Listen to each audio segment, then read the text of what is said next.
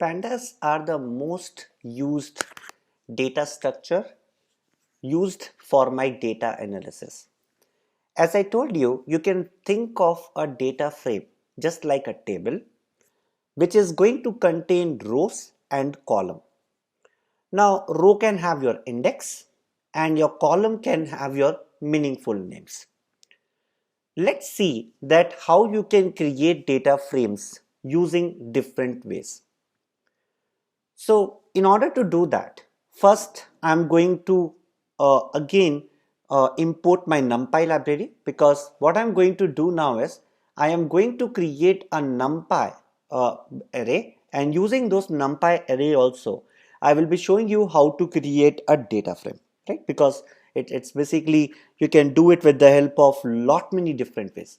Even you can do it with the help of like dictionaries. I will show you an example with dictionaries also, or you can directly create it. So let's see all this example.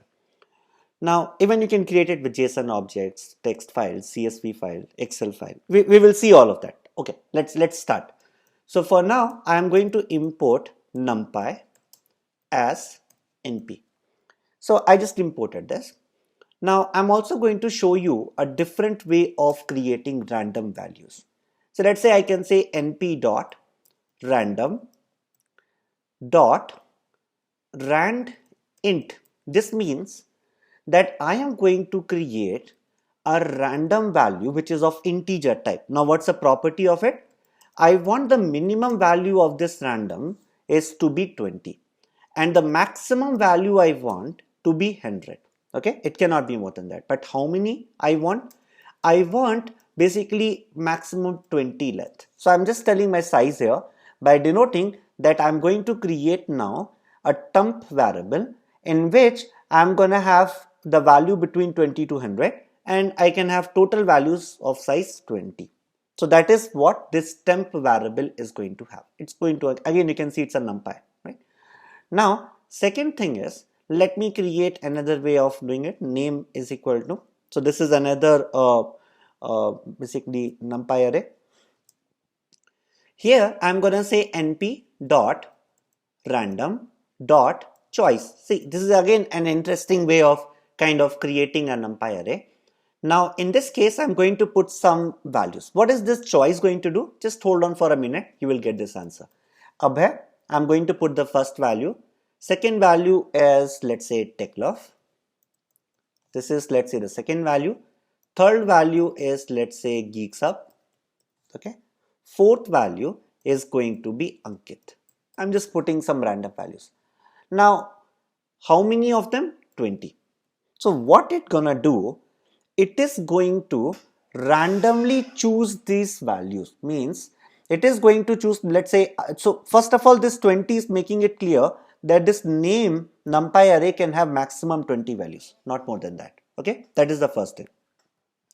Second thing is that these 20 values can be randomly chosen from all these 4 values. So among these 4 values, like the first time maybe it will randomly choose the value as TechLove. Okay, second time let's say it chose the value Abhay. Third time it can again choose the value TechLove. Again it can choose the value, let's say, Ankit. Okay, and then again it shows TechLove, like that. Now total values created from this can be 20.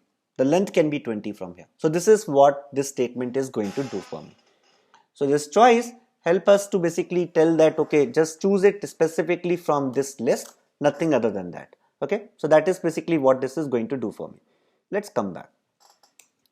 Let's create one more random variable. So I'm going to say np dot random dot choice. Now we already know the meaning of choice.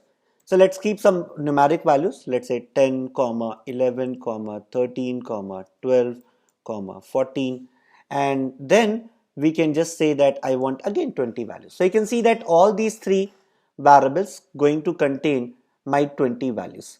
Okay, I did some mistake here.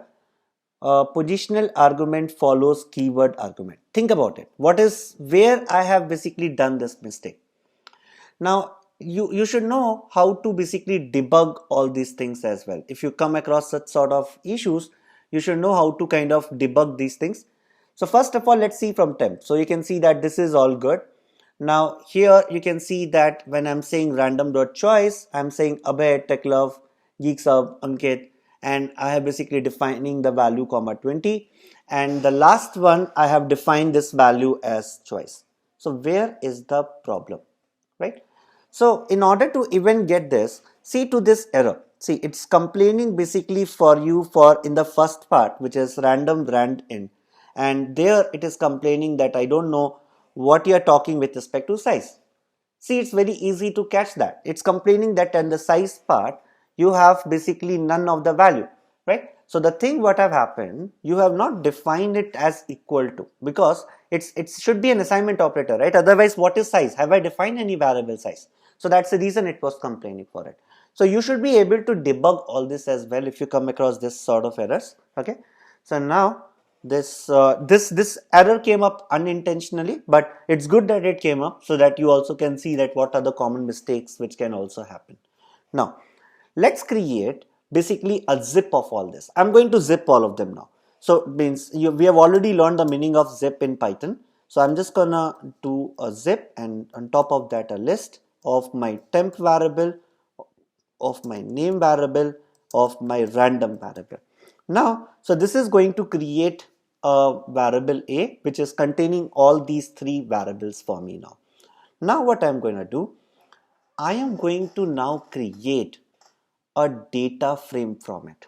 Okay, so the way we can create a data frame is, so one way is we can say df is equal to pd dot data frame, data is equal to a, which we have just created above, comma columns. What are my columns which I want in my data frame?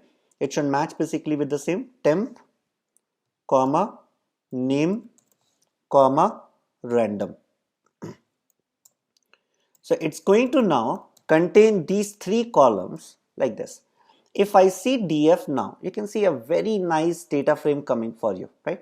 And it contains row and column. Row have some index, column have some column names, right? And if you want to check the type for it, you can say type of A, and you will notice that its type of A is anyway a list for you, but we have created a data frame df also for it.